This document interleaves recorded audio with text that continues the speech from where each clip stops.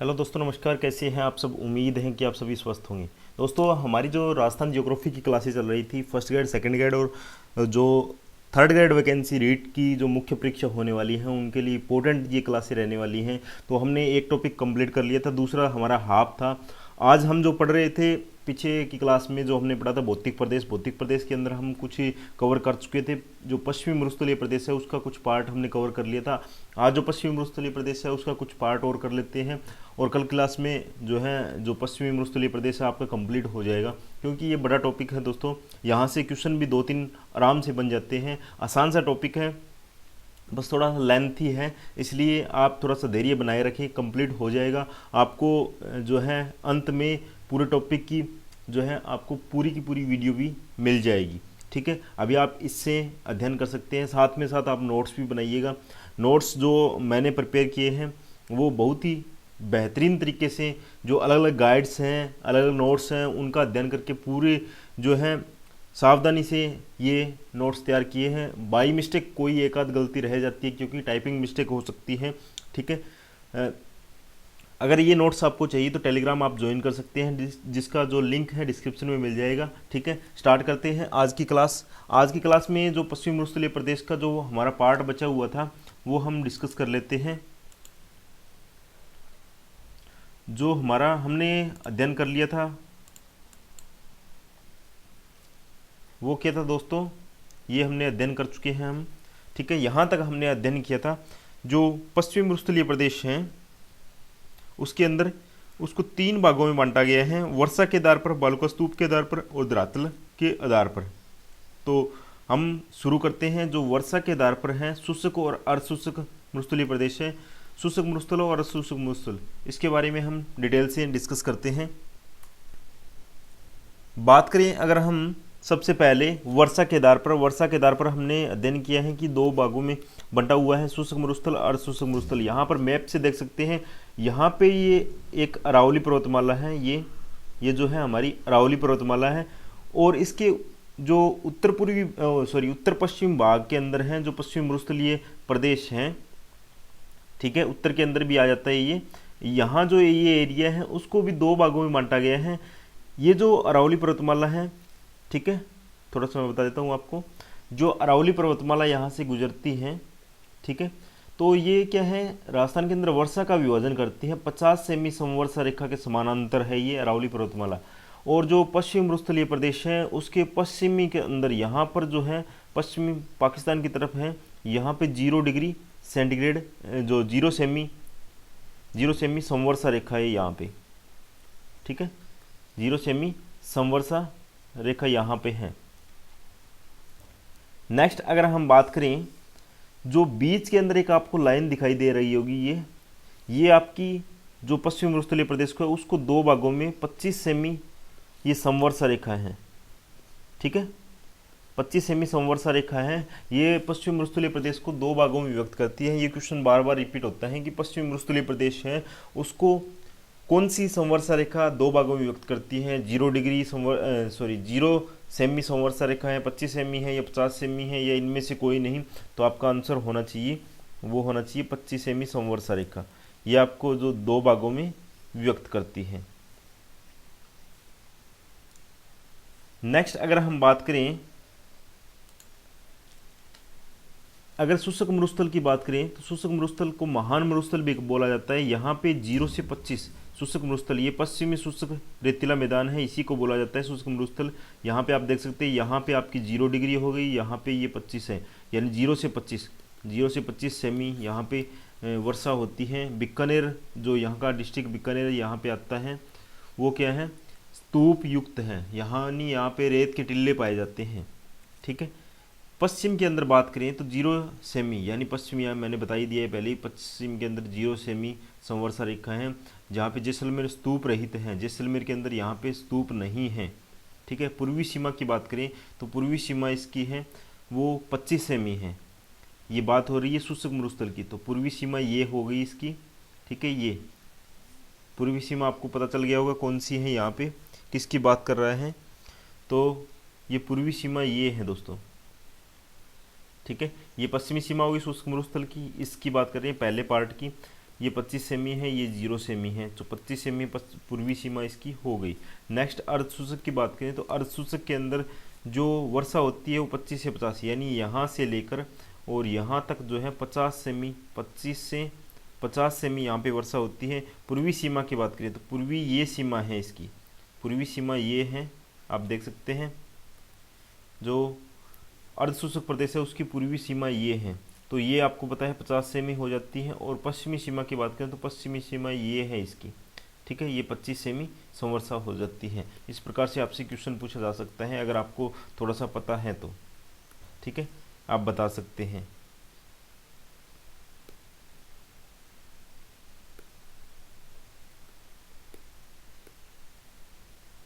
Next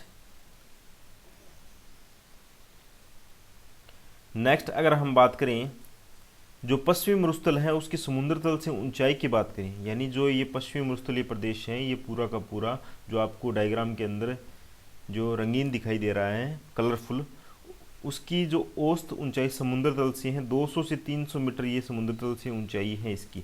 समुद्र तल कौन सा है तो चेन्नई का समुद्र तल की बात हो रही है यहाँ पे, चेन्नई सी लेवल, आपका चेन्नई सी लेवल, वहाँ से इसकी ऊंचाई मापी जाती है।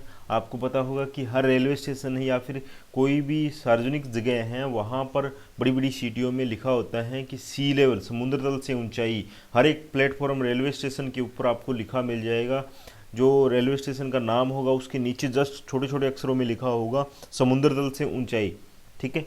यानी ये चेन्नई के समुद्र तल से है, समुद्र के गहराई है, वहाँ से ये समुद्र का तल है, वहाँ से ये ऊंचाई जो है वो मापी जाती है, ठीक है।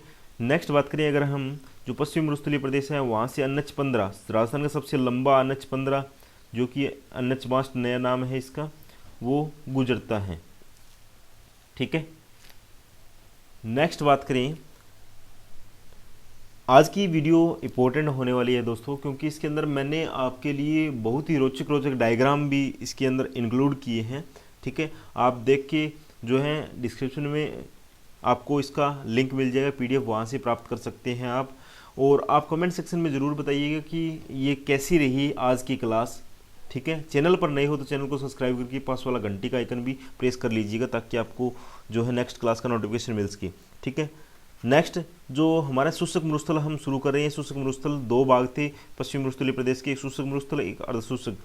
शुष्क की बात कर लेते हैं सबसे पहले। आज की क्लास में हम शुष्क कंप्लीट कर लेंगे क्योंकि बड़ा टॉपिक है ये। वर्षा की बात करें शुष्क मरुस्थल में तो 25 सेमी जो मैक्सिमम वर्षा होती है यहाँ पे 25 सेमी होती है, 0 से 25 सेमी यहाँ पे वर्षा होने वाली है, ठीक है। जिले की बात करें तो यहाँ पे 4 जिले हैं, कौन कौन से, बीकानेर, जैसलमेर है, बाड़मेर है और जोधपुर, यहाँ पे जिले आते हैं। उपनाम शुष्क मरुस्थल है उसका उपनाम है महान मरुस्थल भी का इसको बोला जाता है, जहाँ पे क्या बालुका स्तूप सही तो रेत के टिल्ले अधिक हैं, यानी बालुका स्तूप को ही रेत के टिल्ले हैं उनको ही बालुका स्तूप बोले जाता है। स्तूप का मतलब है ऊपर से तीखा, यानी जो रेत के टिल्ले हैं, बालू के टिल्ले हैं वो ऊपर से तीखे होते हैं, इसलिए इनको बालुका स्तूप भी नाम दिया गया है। अगर यहाँ पे मिट्टी की बात करें तो मिट्टी यहाँ पे रेतली पाई जाती है। अपर्दन की बात करें तो मिट्टी रेतली है तो वायु यहाँ पे ज़्यादा चलती है, हवाएं ज़्यादा यहाँ पे तेज चलती हैं, तो मिट्टी है वो एक स्थान से दूसरे स्थान पर जाती है, उसी वायु अपर्दन कहा जाता है। वायु अपर्दन यहाँ पे होती है। मरुस्थल मार्च यहाँ पे होता है। मरुस्थल मार्च का क्या मतलब है, जो पश्चिमी मरुस्थलीय प्रदेश है ये जो मरुस्थल है वो धीरे धीरे इधर की तरफ बढ़ रहा है, पर क्या है आगे जो अरावली है वो इसको आगे नहीं बढ़ने देती है, यानी इधर वाले एरिया में ये पूरा फैल रहा है। ये क्या है मरुस्थल का मार्च कहलाता है। बालुका स्तूपों का आगे बढ़ना क्या है, आगे बढ़ना, ठीक है। रेत के टिल्लों का आगे बढ़ना या मरुस्थल का आगे बढ़ना, ये सारे के सारे मरुस्थल मार्च कहलाते हैं, ठीक है। प्रसिद्ध स्थान की बात करें मरुस्थल मार्च के अंदर नाचना गांव जैसलमेर है, वहाँ पर जो रेत के टिल्ले हैं वो आज यहाँ हैं तो कल यहाँ पे पाएंगे, परसों जो है इतनी दूर चले जाएंगे, अगले दिन यहाँ पे चले जाएंगे, अगर वापस हवा चल गई तो वापस यहाँ भी आ सकते हैं। ये क्या है मरुस्थल का मार्च कहलाता है। अगर बात करें शुष्क मरुस्थल की तो बालुका स्तूपों के प्रकार की बात करें तो बालुका स्तूप जो है वनस्पति के आधार पर भी बालुका स्तूपों को बांटा गया है और आकृति के आधार पर भी बालुका स्तूपों को बांटा गया है। यहाँ से एक क्वेश्चन हमेशा हर एग्जाम में बनता है, लेवल जो रीट थर्ड ग्रेड वैकेंसी है उसमें भी बनने वाला है, फर्स्ट ग्रेड में भी बनेगा और सेकंड ग्रेड में भी बनेगा। ये 100% गारंटी के साथ मैं कहता हूँ कि यहाँ से एक क्वेश्चन जरूर बनेगा। ये जो बालू का स्तूप है 9, इनसे एक क्वेश्चन हमेशा ही बनता है।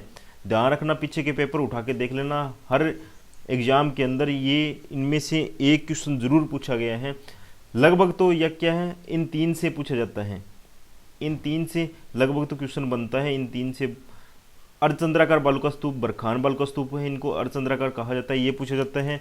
ये अनुदैर्ध्य है और अनुप्रस्थ है, कौन से समांतर होते हैं, कौन से समकोण होते हैं, ये भी पूछा जाता है। ये 3 इंपॉर्टेंट है, इनसे हमेशा ही क्वेश्चन पूछा जाता है। तो आगे बात करेंगे इनकी भी।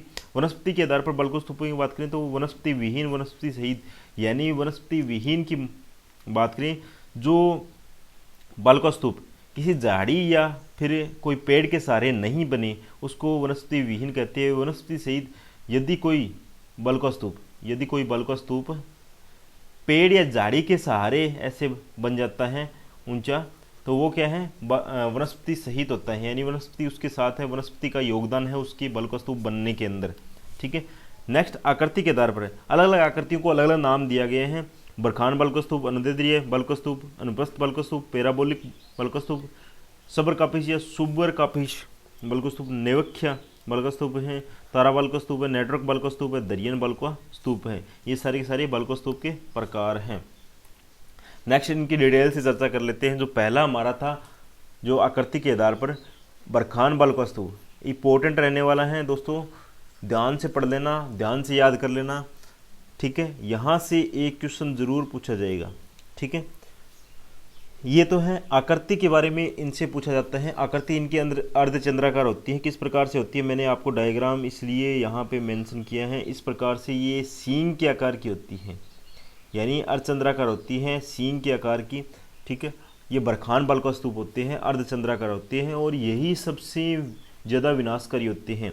क्यों होते हैं मैं बता देता हूँ। अगर हवा यहाँ से आ रही है, बीच से हवा आ रही है, तो ये बीच से जो इनकी हवा है वो आगे यहाँ पे जाएगी। ठीक है, इसके जस्ट आगे ये खिसक जाएगा। ठीक है, यहाँ पे कम लगती है हवा कम लगती है यहाँ पे, इसलिए ये कम खिसक पाते हैं। तो ये आगे आगे इसी प्रकार से आगे आगे बढ़ते जाते हैं। यहाँ पे हैं, फिर ये यहाँ पे हो जाएंगे, फिर ये यहाँ पे हो जाएंगे, फिर ये इस प्रकार से आगे बढ़ते रहते हैं। ठीक है, ठीक है। अगर बात करें तो ये सर्वाधिक गतिशील हैं, यानी सबसे ज़्यादा ये गति करते हैं। बीच में इनकी ज़्यादा हवा लगती है और साइडों में थोड़ी कम हवा होती है, इसलिए इस कारण ये अर्धचंद्राकार हो जाती है। सबसे विनाशकारी होती है, सबसे अधिक विनाशकारी यही होते हैं। अगर क्षेत्र की बात करें तो क्षेत्र जैसलमेर है, बाड़मेर है, ओंस या जोधपुर, इनके अंदर ये पाए जाते हैं। अगर बात करें सर्वाधिक ये बालू स्तूप, अर्धचंद्राकार बालू स्तूप कहाँ पे पाए जाते हैं, तो सर्वाधिक शेखावाड़ी क्षेत्र के अंदर पाए जाते हैं। शेखावाड़ी क्षेत्र के अंदर भी सर्वाधिक कहाँ पे है, तो एक भालेरी चूरू का एक स्थान है भालेरी, वहाँ पे ये अर्धचंद्राकार बालू स्तूप पाए जाते हैं। और न्यूनतम की बात करें तो मंडावा झुंझुनू के अंदर न्यूनतम पाए जाते हैं। नेक्स्ट बात करें इन बालू स्तूपों, बरखान बालू स्तूप है, उनकी ऊंचाई की बात करें तो 20 से 30 मीटर होती है और लंबाई की बात करें तो 50 से 100 मीटर इनकी लंबाई होती है, ऊंचाई 20 से 30 मीटर होती है।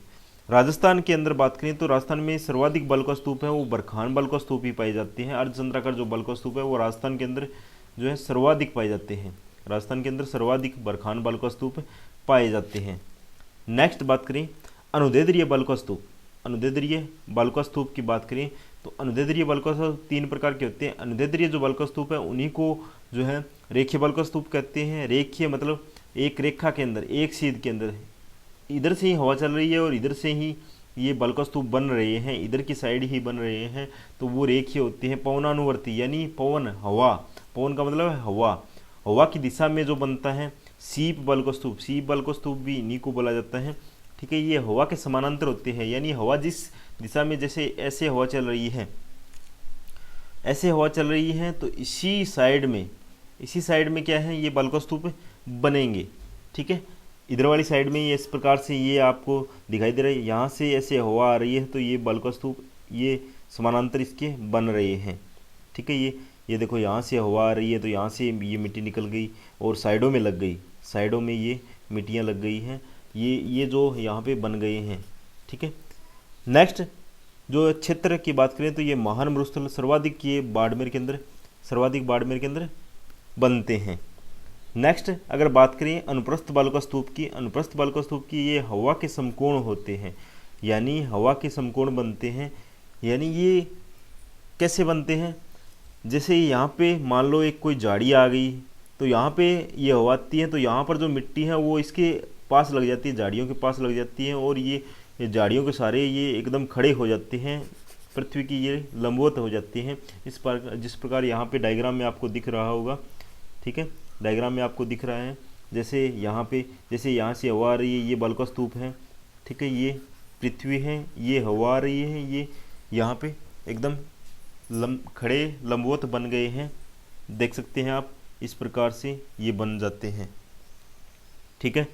इनका क्षेत्र की बात करें तो क्षेत्र है जैसलमेर है, बाड़मेर है, जोधपुर है, शेखावाटी क्षेत्र के अंदर ये जो है बनते हैं। नेक्स्ट बात करिए अगर हम, नेक्स्ट है पैराबोलिक बालुका स्तूप। पैराबोलिक का पैरा से पेड़ आप याद रख सकते हैं, पैराबोलिक है पेड़ याद रख सकते हैं, ठीक है, पेड़ के सारे जो बनते हैं, इस प्रकार से ये डायग्राम के अंदर मेंशन किए हुए, ध्यान रखना। इस प्रकार से कोई रेत का टीला है, बालुका स्तूप है, वो जो पेड़ है उसके सहारे ऐसे बन जाता है, पैराबोलिक कहलाता है, जैसे ये डायग्राम है, ठीक है। यहाँ से हवा आ रही है, ये हवा जो यहाँ की मिट्टी है उसको ये यहाँ पे कोई झाड़ी वगैरह पेड़ वगैरह होगा तो उसके साथ ये लग जाता है। इसे क्या कहते हैं, ये आकृति आप देख सकते हैं किस प्रकार की आकृति है, ये हेयर पिन के आकार की है, जो बालों में लगाई जाती है, पिन महिलाएं या लड़कियां जो लगाती हैं हेयर पिन, उसके समान ये आकृति है, ठीक है। ये जो पैराबोलिक बालुका स्तूप है और क्षेत्रफल में, राजस्थान के क्षेत्रफल के संपूर्ण क्षेत्रफल में पाए जाते हैं, ठीक है। नेक्स्ट है पांचवा सबर काफिज बालुका स्तूप। सबर काफिज बालुका स्तूप है, वो झाड़ियाँ आग के सारे बनते हैं, संपूर्ण राजस्थान के अंदर बनते हैं। इस प्रकार से छोटी छोटी जो झाड़ियाँ होती हैं, छोटी छोटी जो झाड़ियाँ होती हैं, छोटे छोटे आग होते हैं, रेगिस्तान के अंदर पाए जाते हैं, उनके सारे बन जाते हैं। पेड़ के सारे तो पैराबोलिक हो गया, झाड़ियों के सारे या आग के सारे, आग या झाड़ी छोटी छोटी जो झाड़ियाँ होती हैं, ठीक है, 2-2 1-1 फुट की, उनके सारे जो बालुका स्तूप बन जाते हैं, उनको ढक लेते हैं, वो क्या है, सबर काफिज बन जाते हैं, सबर काफिज नाम उनका होता है। नेक्स्ट है नेवक्खा, नेवक्खा या नेवच्छा बालुका स्तूप। ये कौन से बालुका स्तूप होते हैं, इन बालुका स्तूपों का निर्माण वनस्पति के एक ओर होता है, यानी ये जो झाड़ियों वाले जो पेड़ों के हैं वो तो दोनों ओर बन जाते हैं, जैसे पेड़ को ढक लेते हैं इस प्रकार से, ठीक है। जो नेवक्खा या नेवच्छा हैं वो एक ही तरफ बनते हैं, ठीक है, एक ही तरफ बनते हैं, दूसरी तरफ इनकी मिट्टी नहीं जाती है। ये एक प्रकार से जो है सबर काफिज का ही प्रकार है। यहाँ पे देख सकते नेवक्खा बालुका स्तूप राज्य में नहीं बनते हैं, लेकिन सबर काफिज बालुका स्तूप नेवक्खा के ही भाग हैं, यानी जो नेवक्खा है बालुका स्तूप उनके ही सबर काफिज जो भाग हैं इसके। नेक्स्ट बात करें अगर हम तारा बालुका स्तूप, तारा बालुका स्तूप की बात करें तो अगर हवा जो चल रही है मरुस्थल के अंदर, रेतीले भाग के अंदर, तो उसकी दिशा कोई निश्चित नहीं हो, कभी पश्चिम से आ गई, कभी उत्तर से आ गई, कभी उत्तर पश्चिम से आ गई, कभी उत्तर पूर्व से आ गई, कभी दक्षिण से आ गई, तो इस प्रकार से हवा की दिशा निश्चित नहीं है। ये आप देख सकते हैं, हवा कहीं से भी आए तो इस प्रकार से स्टार के रूप में जो है एक बालुका स्तूप बन जाता है, ऊपर से यहाँ पे जो है ऊंचा होगा।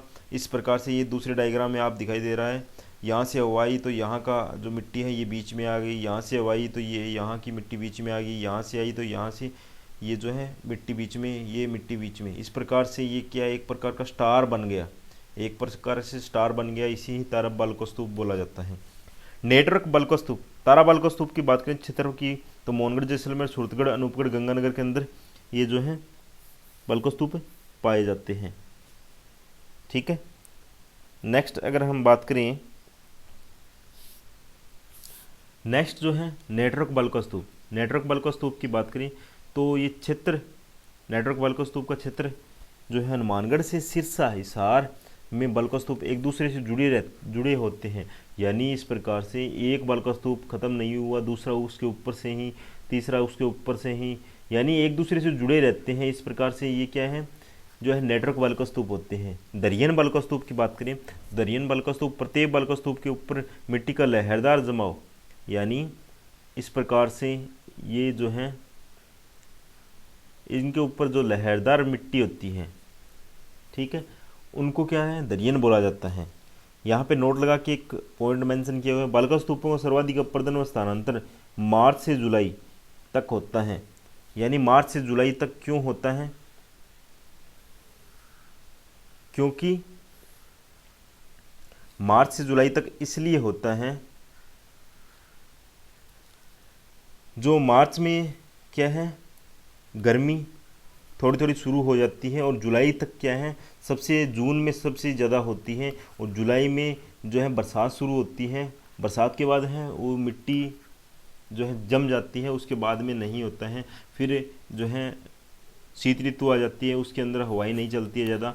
तो इस प्रकार से ये जो है बल्क स्तूपों का सर्वाधिक अपर्दन है जो मार्च से जुलाई तक होता है।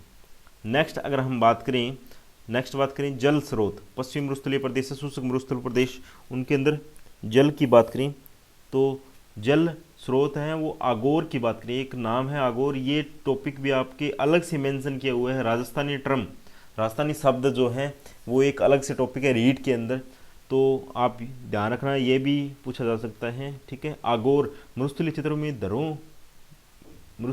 में घरों के आंगन में बनी टंकी जो है आगोर कहलाती है। मरुस्थलीय जो क्षेत्र हैं उनके अंदर छत का पानी एक पाइप के माध्यम से आंगन में एक टंकी बनाई जाती है, जैसे कुंड वगैरह हैं उनमें इकट्ठा किया जाता है, वो क्या है आगोर होती है। नाड़ी क्या होती है, छोटी नालियाँ या खेड़ पशुओं के लिए जो बनाई जाती हैं नाड़ी कहलाती है। जो छोटी सी इस प्रकार से ये क्या है एक प्रकार से खेड़ होती है, इसमें पानी रहता है पशुओं के लिए।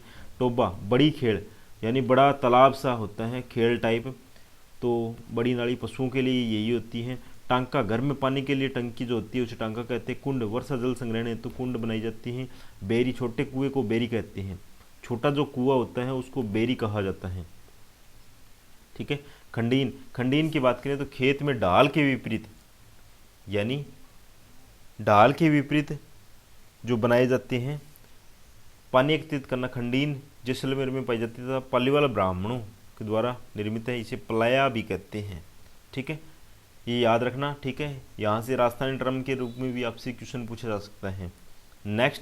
नेक्स्ट बात करें अगर हम झील की, तो पश्चिम मरुस्थलीय प्रदेश में झील भी भरपूर मात्रा में है, झील भी है। सर टोड रन या पलाया, सर टोड रन ये एक ही नाम है, रन का ही अलग नाम है, जो कि प्राकृतिक रूप से बनती है। पलाया जो है कृत्रिम होती है, पलाया झील कृत्रिम होती है। ठीक है, आप देख सकते हैं यह झीलें बल्क स्तूपों के मध्य, यानी यहाँ पे देख लो, ये से मान लो ये बल्क स्तूप है, इनके मध्य यहाँ पे वर्षा जल एकत्रित हो जाता है। ठीक है, ये क्या है एक प्रकार से अगर ये प्रकृति से होता है यानी खुद ब खुद होता है तो उसे रन या टोड कहते हैं। ठीक है, अगर दो बल्क स्तूपों के मध्य जो मनुष्य है उसके द्वारा बनाया जाता है तो ये पलाया होती है, और उसका जल सूखने के बाद में यहाँ पे कृषि की जाती है, जो दलदली कृषि होती है अस्थायी, यहाँ पे झील बन जाती है। ठीक है, ये जो है बल्क स्तूप जो पश्चिम मरुस्थलीय प्रदेश है उसके अंदर मिट्टी के जो कण हैं मिट्टी के अंदर हैं, लवणता पाई जाती है, इसलिए ये खारे पानी की झील होती है। यानी मिट्टी की लवणता के कारण ये पानी जो वर्षा का है वो खारा हो जाता है, ये लवणता पाई जाती है, ये खारे पानी की झील है। मरुस्थल में लगभग जो खारे पानी की झीलें हैं, सर्वाधिक जो झील है जैसलमेर के अंदर पाई जाती है। आप यहाँ डायग्राम में भी देख सकते हैं, चूरू के अंदर तालछापर झील है, जो चूरू के अंदर एक पनिहारी रन है, शेखावाटी के अंदर भी आता है। चूरू शेखावाटी के अंदर बात करें चूरू सीकर झुंझुनू, सीकर और झुंझुनू भी आता है। जोधपुर के अंदर बात करें तो बाप जोधपुर के अंदर आता है, फलोदी भी जोधपुर के अंदर आता है। नेक्स्ट है जैसलमेर के अंदर बाकरी है और पोखरण जैसलमेर में आता है। बाड़मेर के अंदर ठोब है झील बाड़मेर के अंदर आती है, यहाँ पे ये अलग अलग मेंशन किया हुआ है। जयपुर में सांबर झील है, सैलाना झील उच्च लवणता वाली झील होती है, उसे सैलाना झील कहते हैं। चूरू के तालछा पर पनिहारी या रण क्षेत्र बोला जाता है। जैसलमेर के कन्नौड़ है, पोखरण है, बाकरी है, बिरमसर झील भी है। बाड़मेर के अंदर थोब झील है। जोधपुर के अंदर बाप व लावा झील जोधपुर के अंदर है।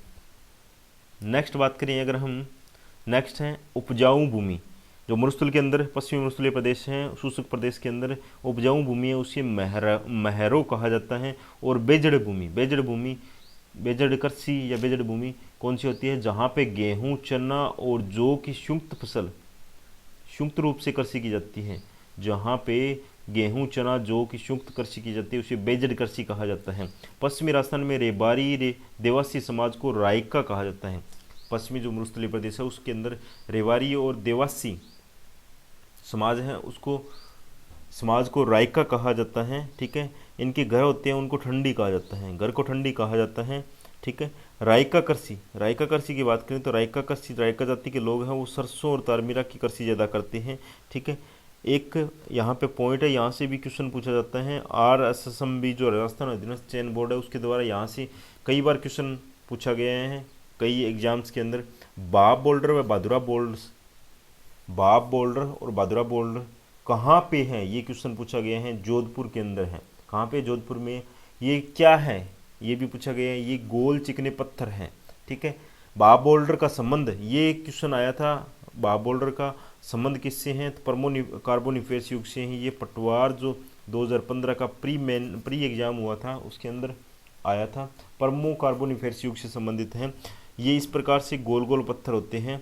ठीक है, आप देख सकते हैं यहाँ पे ये गोल गोल पत्थर जो है बाप बोल्डर और बादुरा बोल्डर के अंदर आते हैं। नेक्स्ट बात करें, यहाँ पे नोट लगा के पश्चिमी मरुस्थलीय प्रदेश है उससे संबंधित कुछ पॉइंट लिखे हुए हैं। परमाणु परीक्षण है वो पोखरण जैसलमेर यानी पश्चिमी मरुस्थलीय प्रदेश के अंदर एक 2 परमाणु परीक्षण हुए, वैसे 3 हुए हैं 2 चरणों के अंदर। पोखरण जैसलमेर के अंदर प्रथम चरण के अंदर बात करें अगर हम, प्रथम चरण के अंदर जो है प्रथम चरण के 18 मई 1974 के अंदर 18 मई 1974 के अंदर परमाणु परीक्षण किए गए। उन्हें स्माइलिंग बुद्धा नाम दिया गया, उनको नाम दिया गया स्माइलिंग बुद्धा। उसके बाद द्वितीय चरण के अंदर जो परमाणु परीक्षण हुए थे वो 11 मई 1998 और 13 मई 1998 को हुए हैं। उनको ऑपरेशन शक्ति नाम दिया गया था। द्वितीय चरण में 2 परीक्षण हुए, प्रथम चरण में 1 परीक्षण हुआ था। ठीक है, जो द्वितीय चरण में है उसको ऑपरेशन शक्ति नाम दिया गया, प्रथम चरण में स्माइलिंग बुद्धा नाम दिया गया है। ध्यान रखना, यहाँ से क्वेश्चन बन सकता है, इनका नाम पूछा जा सकता है, ये परीक्षण का नाम क्या था। नेक्स्ट बात करें अगर हम, नेक्स्ट है राजस्थान के अंदर जो एक भूगर्भीय जल पट्टी पाई जाती है जिसे लाठी सीरीज नाम दिया गया है। लाठी सीरीज इंपॉर्टेंट है, क्यों इंपॉर्टेंट है वो भी बात कर लेते हैं।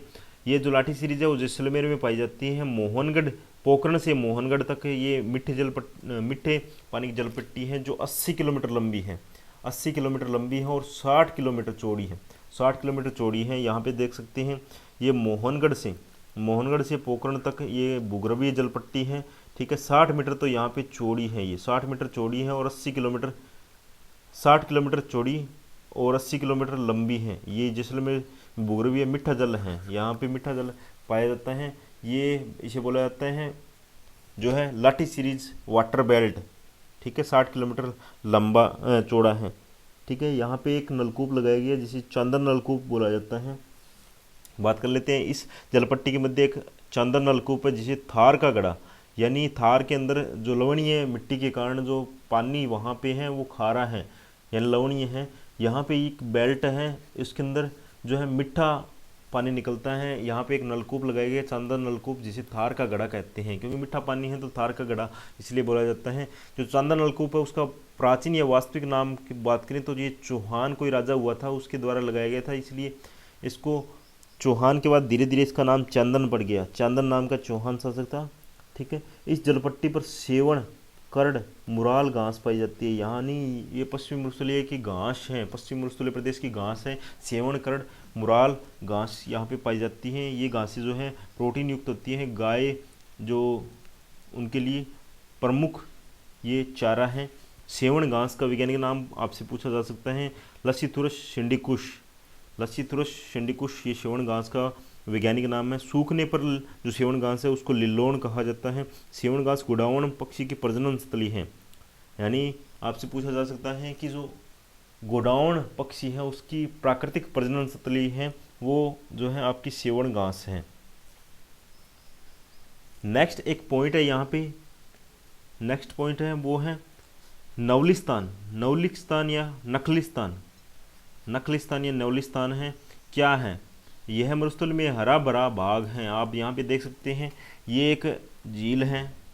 ठीक है, झील के चारों ओर क्या है, ये गवर्नमेंट के द्वारा विकसित किया गया हरियाली हरा भरा बाग है, पेड़ पौधे लगाए गए इसके चारों ओर। ये जो क्षेत्र है पूरा का पूरा वो नखलिस्तान कहलाता है आपका। ठीक है, राजस्थान का नखलिस्तान है गजनेर बीकानेर। ये जो दृश्य आप चित्र देख सकते हैं, देख रहे हैं वो गजनेर झील का है। ठीक है, गजनेर झील का है। यहाँ पे जो गजनेर झील के चारों ओर क्या है पेड़ पौधे लगाए गए हैं गवर्नमेंट के द्वारा। ये हरा भरा स्थान यहाँ पे बनाने का उद्देश्य है इनका। तो लाठी सीरीज थार मरुस्थल में पारिस्थितिक संतुलन का एक उदाहरण है। ठीक है, लाठी सीरीज में जल स्रोत सरस्वती नदी, जो लाठी सीरीज है उसके अंदर जल स्रोत है वो सरस्वती नदी है, प्राचीन काल की जो नदी थी। ठीक है, इस प्रकार नकली स्थान भी आपको याद रखना है। जो मरुस्थल के अंदर जो झील वगैरह है उसके चारों ओर पेड़ पौधे लगाकर उसको हरा भरा करना ही नकली स्थान कहलाता है। मेन जो नकली राजस्थान का नकली स्थान है अभी विकसित किया गया है, इसको गजनेर झील बीकानेर है, उसको राजस्थान का नकली स्थान कहा जाता है। नेक्स्ट पॉइंट है प्रोजेक्ट सरस्वती। आपको पता होगा कि पश्चिमी मरुस्थलीय प्रदेश के अंदर घग्गर नदी के पहले सरस्वती नदी बहा करती थी। सरस्वती नदी बहा करती थी, बहती थी। तो उसको ढूंढने के लिए, उसके मार्ग को खोजने के लिए कुछ प्रयास किए जा रहे हैं, कुछ जो समितियां बनाई गई हैं उनके खोजने का अभियान जारी है। कौन कौन सी हैं? लाठी सीरीज में OIC, ONGC, ये गैस और तेल की कंपनी है, दोनों की दोनों, उनके द्वारा सरस्वती नदी को खोजा जा रहा है। खोजने का अभियान जो है जारी चालू है इनके द्वारा।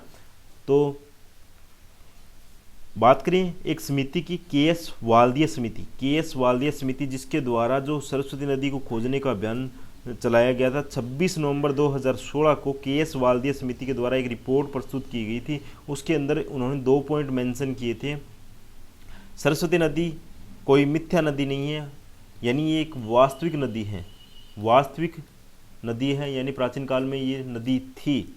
सरस्वती नदी को जिंदा नदी का दर्जा दिया गया है, यानी इस कारण इसको जिंदा नदी दर्जा दिया जा सकता है, यानी उसके नक्शे पर ही वर्तमान के अंदर घग्गर नदी बह रही है, तो ये मान सकते हैं कि सरस्वती ही घग्गर है। ठीक है, नेक्स्ट है बटाड़ू का कुआं, ये भी इंपॉर्टेंट है, बटाड़ू का कुआं। ठीक है, बटाड़ू के कुएं की बात करें तो बटाड़ू का जो कुआं है बाड़मेर के अंदर है। ठीक है, इसे राजस्थान का जल महल कहा जाता है, ये इंपॉर्टेंट है, सीधा सीधा पूछा जाता है राजस्थान का जल महल किसे कहते हैं, तो बटाड़ू का कुआं बाड़मेर, या पूछा जा सकता है राजस्थान का जल महल कहाँ स्थित है, तो बाड़मेर के अंदर है। ठीक है, नेक्स्ट पश्चिमी मरुस्थलीय प्रदेश के अंदर एक तन्नोट माता का मंदिर है जो कि जैसलमेर में है। इसे तन्नोट माता जी है उसको कहा जाता है सैनिकों की कुल देवी कहा जाता है। ये थार की वैष्णो देवी बोला जाता है इनको। ठीक है, नेक्स्ट है वुड फॉसिल्स पार्क, ये भी जैसलमेर के अंदर है, आक्कल गांव के अंदर जैसलमेर के अंदर है। यहाँ पे समुद्री वनस्पति के अवशेष मिले हैं। ठीक है, जुरेसिक युग के लकड़ियों के अवशेष, डायनासोर के अवशेष भी यहाँ पे जो प्राप्त हुए हैं आक्कल वुड फॉसिल्स पार्क के अंदर। आप यहाँ पे देख सकते हैं ये जो प्राचीन अवशेष मिले हुए हैं, लकड़ियों के अवशेष भी हैं, ये देख सकते हैं आप, ये अलग अलग जो हैं। ठीक है, समुद्री वनस्पति है, ये आप देख सकते समुद्री वनस्पति, ये लकड़ियों के अवशेष हैं। ठीक है, ये अलग अलग प्रकार से ये अवशेष मिले हैं यहाँ पे आक्कल गांव के अंदर। नेक्स्ट बात करें कुलदरा गांव जैसलमेर। कुलदरा गांव भी कुछ दिनों से, जो पिछले 2-3 सालों से चर्चा में रहा है, कुलदरा गांव जैसलमेर। यहाँ पे व्हेल मछली के अवशेष मिले हैं, भूतिया गांव भी कहा जाता है। कुलदरा गांव है, वीरान पड़ा है, वर्तमान में यहाँ पे कोई भी, ये निर्जन गांव है, पहले यहाँ पे निवास करते थे। ठीक है, यहाँ पर अवशेष मिले हुए हैं। ठीक है, इसलिए यहाँ पे कोई निवास नहीं करता, इसलिए इसको भूतिया गांव भी कहा जाता है। ठीक है, यहाँ पर कैक्टस गार्डन यहाँ पे विकसित किया जा रहा है। ठीक है, जो पुरातत्व विभाग के द्वारा। नेक्स्ट बात करें जो बालकस्तूप विहीन क्षेत्र, ये इंपॉर्टेंट है, दोनों ही पॉइंट यहाँ पे इंपॉर्टेंट रहने वाले हैं।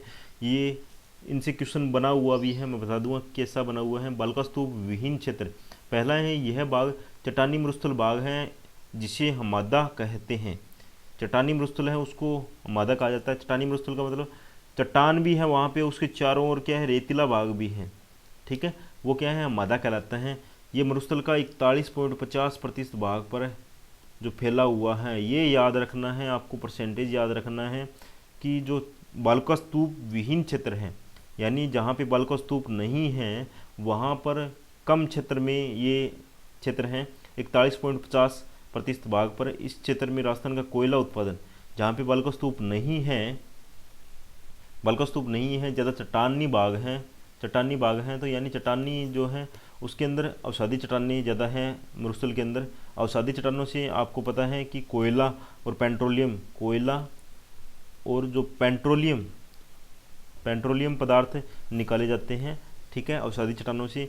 तो बालुकास्तूप विहीन जो क्षेत्र है वहाँ पे चट्टानें पाई जाती है, चट्टानें अवसादी प्रकार की चट्टानें हैं, वहाँ से कोयला पेट्रोलियम निकाला जाता है।